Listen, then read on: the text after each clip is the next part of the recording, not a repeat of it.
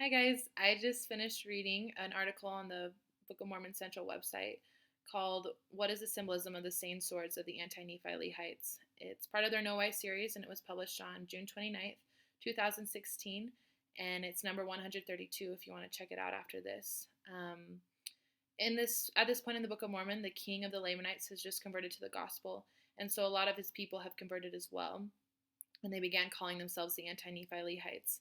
But their enemies were beginning to prepare to take up war against them.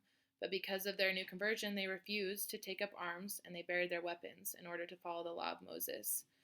And this ceremony of burying their weapons was similar to a lot of ceremonies that took place during Mesoamerican time.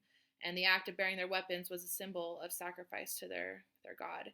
During the ceremony, the king of the Anti-Nephi Lehites gave a speech to his people, and in his speech he repeated the words blood, stain, and sword 7 different times.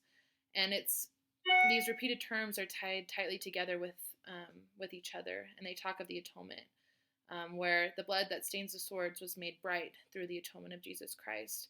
And the blood-stained swords were also a symbol of their own sin-stained souls. And just as the swords were made clean entirely, so were their souls. And if the swords were anything like the normal wooden swords that were used during Mesoamerican culture, this imagery is pretty powerful because the blood would have literally stained the wooden shafts and made it very hard for anything to be washed out of them.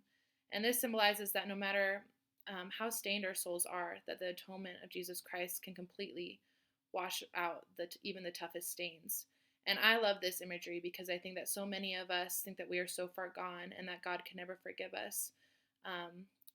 But this scripture gives us hope in that we can be wiped just as clean as the Anti-Nephi Lehites were and feel the joy that they did. And I challenge whoever sees this to take the time to study the atonement, figure out what you can do to utilize it every day of your life. You won't regret it.